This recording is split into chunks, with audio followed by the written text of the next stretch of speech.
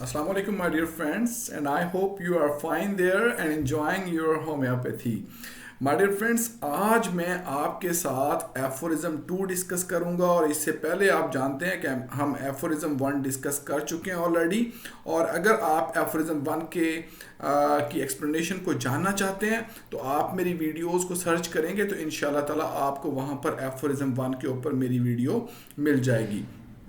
तो आज की इस मुख्तसर सी टॉक में मैं आपके साथ बात करूंगा एफोरिज्म 2 के ऊपर, which is very very important for me because Hahnemann ने एफोरिज्म 1 के अंदर एक वर्ड यूज़ किया था क्योर। अब इस एफोरिज्म के अंदर हनीमन हम बता रहे हैं कि वो क्योर कैसी होती है, जिसकी बात हनीमन कर रहे हैं। एक आइडियल क्योर कैसी होती है, how we can recognise an ideal cure, What is the identity of the ideal cure? तो हनीमन एक आइडियल क्योर का जो क्राइटेरिया है वो हमें बताने जा रहे हैं।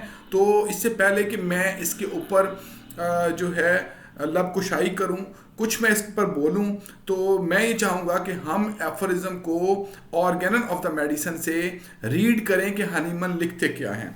तो हनीमन मेरे अजीज दोस्तों लिखते हैं, The highest ideal of cure is rapid, gentle and permanent restoration of the health or removal and annihilation of disease in its whole extent in the shortest, most reliable and most harmless way on easily comprehensible principles।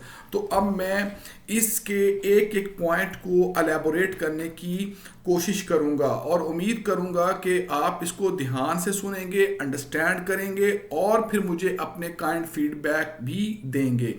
तो दोस्तों Hahnemann बताने जा रहे हैं हमें ideal cure. Ideal cure कैसी होती है? आप जब किसी पेशेंट को मेडिसिन देते हो तो आपको ये कैसे पता चलेगा कि आपका पेशेंट जो है वो आइडियल क्योर के क्राइटेरिया को अचीव कर चुका है? जी, तो ये समझना बहुत ज़रूरी था कि एक आइडियल क्योर की शनाख्त, आइडेंटिटी क्या होती है। तो वो बता रहे हैं कि जी एक आइडियल क्योर जो होती है वो रैपिड होती है, वो जेंटल होती है, वो परमानेंट होती है। और मैं आपको ये भी बता दूं कि ये आइडिया हनीमन ने लिया कहाँ से है। हनीमन बहुत ज़्यादा जो है वो पुराने जो लोग थे उनको पढ़ा करते थे और उन्होंने मॉडर्न साइंसेस के लोगों को भी पढ़ा था बिकॉज वो एमडी थे, आप जानते हैं। और उन्होंने बहुत सारा काम किया जो कि बाद में बतौर टेक्स्ट बुक उनका मुख्तलिफ यूनिवर्सिटियाँ पढ़ाती रही, खुसूसन केमिस्ट्री के ऊपर। तो मैं आपको बताऊं कि हनीमन ने एक वर्ड जो है, एक सेंटेंस जो है हिपोक्रेट की तसानीफ में से पढ़ा।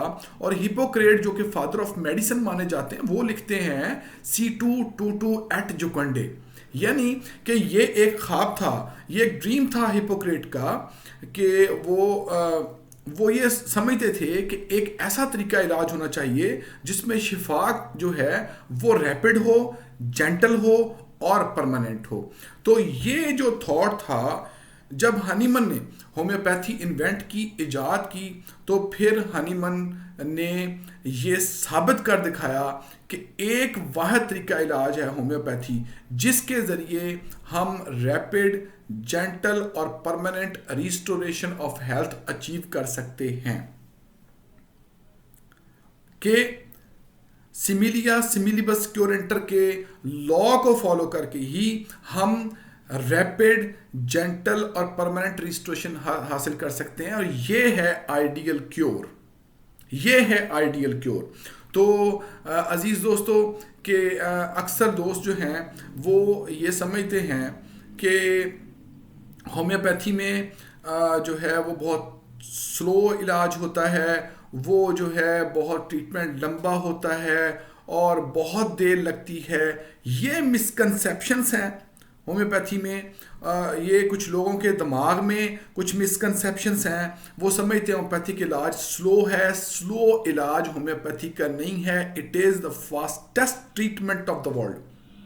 ये बहुत तेज़ इलाज है लेकिन इसके कुछ तकाजे हैं, इसके कुछ ज़ाब्ते हैं। मैं उस डिस्कशन में नहीं पढ़ूंगा क्योंकि हमारी डिस्कशन बहुत लंबी हो जाएगी।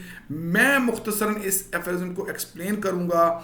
अगर आप रूल्स एंड रेगुलेशंस को फॉलो करते हैं according to the homeopathic system तो क्योर जो है वो रैपिड होगी, जेंटल होगी और परमानेंट होगी। मतलब ये नहीं है कि अभी आप एक डिजीज से फ्री होते हैं और फिर चंद महीनों के बाद उसमें रिलैप्स कर जाएंगे, या चंद माह के बाद और बहुत बड़ा सीरियस मर्ज जो है उसमें आप खुदा न खास्ता मुब्तला हो जाएंगे। तो अगर जो है प्रिंसिपल्स को फॉलो करते हुए, होम्योपैथिक प्रिंसिपल्स को फॉलो करते हुए ट्रीटमेंट किया गया है तो वो डिजीज जो है वो रिलैप्स नहीं करती, वो परमानेंट रिकवरी जो होती है वो परमानेंट होती है, अनडिस्टर्ब्ड होती है। तो ये बात आपने ध्यान में रखनी है कि आइडियल क्योर का जो क्राइटेरिया है वो रैपिड है, जेंटल है और परमानेंट है। और फिर लिखते हैं removal and annihilation of disease in its whole extent. तो माय डियर फ्रेंड्स, ये बहुत इंपॉर्टेंट बात है, क्योंकि आपने ये देखा होगा कि हमें ये पढ़ाया जाता था और ये माना जाता था कि होम्योपैथ जो है वो मर्ज का नहीं मरीज का इलाज करता है। ये बात इंतहाई गलत है, ये नॉनसेंस है। आप देखें कि इसका बानी जो है वो क्या बात कर रहा है, वो बात कर रहा है removal and annihilation of disease in its whole extent, कि पूरे का पूरा डिजीज को खत्म कर देना, उसको सिरे से खत्म कर देना, उसको जड़ से खत्म कर देना, ये उस रिमूवल की बात कर रहे हैं। तो काइंडली एक तो अपना ये कॉन्सेप्ट बेहतर करें कि we treat man in disease not disease, बल्कि ये कॉन्सेप्ट डेवलप करें कि we treat man in disease as well as disease in man. ये बात मेरी आपने दिमाग में रखनी है। जब आप पेशेंट की अलामात को ख़त्म कर देते हैं तो बीमारी ऑटोमेटिकली ख़त्म हो जाती है। कोई दुनिया का कानून ऐसा नहीं है जो ये कहे कि अलामात तो ख़त्म हो गई हैं, जो इसके पीछे पैथोलॉजिकल फेनोमिना था वो वैसा ही है।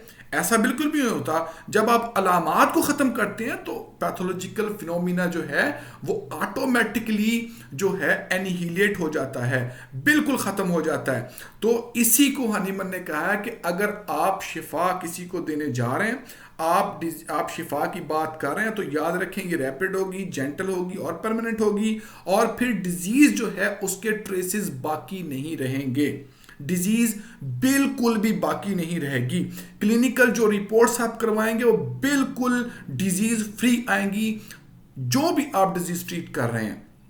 तो ये बात ध्यान में रखिएगा। नेक्स्ट वो कह रहे हैं कि इस क्राइटेरिया को अचीव करने में कितना वक्त दरकार होगा आपको। वो कहते हैं इन द शॉर्टेस्ट, बहुत थोड़े से वक्त में आपने पेशेंट को ठीक करना है। अब यहां पर एक और मिसकंसेप्शन जो लोगों के दिमाग में आ जाती है वो ये कि हनीमन तो बहुत शॉर्टेस्ट वे में ट्रीट करने की बात कर रहे हैं, जबकि इतनी लंबे अरसे से जो लॉन्ग स्टैंडिंग डिजीजेज हैं वो बीमारियां जो हैं वो किस तरह से इन द शॉर्टेस्ट टाइम में जो है वो हम ठीक कर सकते हैं। बिल्कुल सही कहा आपने। और मैं आपको बताऊं कि इन द शॉर्टेस्ट टाइम का मतलब ये नहीं है कि एक 20 साल का मर्ज है उसको आप 20 मिनट में ठीक कर दें या 20 मिनट में वो ठीक हो जाएगा। कोई दुनिया का कानून ऐसा नहीं है, दुनिया का कोई ऐसा ट्रीटमेंट नहीं है जो आपके 20 साल के मर्ज को 20 मिनट में, चंद लम्हों में, चंद दिनों में ठीक कर दे। तो इसके लिए मैंने अपना एक जनरल रूल बनाया हुआ है, वो मैं आपसे डिस्कस कर लेता हूँ। अक्सर पेशेंट आके पूछते हैं डॉक्टर साहब मैं कितनी देर में ठीक हो जाऊंगा, इलाज कितनी देर चलेगा। तो मेरा अगला ये सवाल होता है कि ये आपका मर्ज कितने अरसे का है। वो कहते हैं जी फॉर एग्जाम्पल 8 साल का मर्ज है, तो उनको मैं कहता हूँ कम अज कम 8 माह जरूर दें। 1 year is equal to 1 month. कम अज कम आप 1 मंथ जरूर दें 1 साल को। और अगर आपकी डिजीज 8 साल की है तो हमें 8 माह चाहिए। अगर आपकी डिजीज 20 साल पुरानी है तो हमें 20 माह चाहिए आपकी डिजीज को मुकम्मल तौर पर आपकी बॉडी से इरेडिकेट करने के लिए। तो ये इसका मतलब हरगिज नहीं है कि ये सुस्त ट्रीटमेंट है। आप देखें हम क्रॉनिक डिजीज की बात कर रहे हैं। जहां तक बात है इसकी तेजी की, तो मैं आपको ये बताना चाहता हूं कि एक्यूट केसेस तो with in few minutes, with in seconds treat होते हैं होम्योपैथी में। विद इन सेकेंड्स, बिल्कुल भी देर नहीं लगाती होम्योपैथी। तो ये एक मिसकंसेप्शन दिमाग से निकाल दें। होम्योपैथी स्लो है, होम्योपैथी बिल्कुल भी स्लो नहीं है। Homeopathy fastest treatment of the world है। और ये जो क्रॉनिक डिजीज होती हैं, कम अज कम आप देखें, आप जरा अपनी सेंस से काम लें कि 20 साल का पुराना मर्ज जो है वो चंद दिनों में तो ठीक नहीं होगा, चंद हफ्तों में ठीक नहीं होगा। गो के पेशेंट हमारे ट्रीटमेंट से बहुत ज़्यादा बेहतरी फील करना शुरू कर देता है, वो बहुत सारा बेहतर हो जाता है। लेकिन बात हो रही है डिजीज को in the whole extent remove करने की। तो for the removal of disease in its whole extent हमें प्रॉपर वक्त चाहिए, हमें एक प्रॉपर टाइम चाहिए। तो उस प्रॉपर टाइम में अगर आपने 20 साल के मर्ज को आपने 20 माह में ठीक कर दिया, तो मैं ये कहता हूं कि ये बहुत शॉर्टेस्ट टाइम है, ये बहुत थोड़ा अरसा है। आपने अगर वो क्राइटेरिया जिसकी बात हनीमन कर रहे हैं, आपने 20 साल के मर्ज को 20 माह में खत्म कर दिया, इट्स अ शॉर्टेस्ट टाइम। तो ये थोड़ा सा ख्याल रखिएगा कि हमें जो है शॉर्टेस्ट का मतलब किस सेंस में लेना है। तो दूसरा लिखा है जी मोस्ट रिलायबल वे, अख्तियार करें आप। मोस्ट रिलायबल वे से हनीमन की मुराद ये है कि आप प्रूव्ड होम्योपैथिक रेमेडीज का इस्तेमाल करें अपनी प्रेस्क्रिप्शन में। तो मैं और आप ये देख रहे होंगे कि इस वक्त एक रवाज चल पड़ा है, रेयर रेमेडीज मुतारफ कराई जा रही हैं और रेयर रेमेडीज के ऊपर जो है वो लेक्चर कंडक्ट किए जा रहे हैं। तो मुझे नहीं इस बात की समझ आती कि हनीमन ने जब हमें पहले एफोरिज्म में लिख दिया है कि एज इट इज टर्म्ड, इसका मतलब यह है कि जैसा मैंने कहा है होम्योपैथी की प्रैक्टिस वैसे होनी है, ये आपके बनाए हुए उसूलों के ऊपर बिल्कुल नहीं होगी। तो मैं आपको बात बताऊं, एक होम्योपैथी की प्रैक्टिस वैसे ही होगी जैसे हनीमन हमें बता रहे हैं, ठीक है। तो मोस्ट रिलायबल वे से मुराद ये है कि हमें प्रूव्ड होम्योपैथिक रेमेडीज इस्तेमाल करनी होगी जिनकी थॉरो प्रूविंग हो चुकी है और ऑथेंटिक लोगों की प्रूविंग है, ऑथेंटिक प्रूविंग हमें हो मिले, वो दवा हमने इस्तेमाल करनी है। तो अब आप एक ऐसी दवा इस्तेमाल करें जो बहुत रेयर है, सुनने में और देखने में तो बड़ी भली लगती है, लेकिन रिजल्ट उसके वैसे नहीं होते।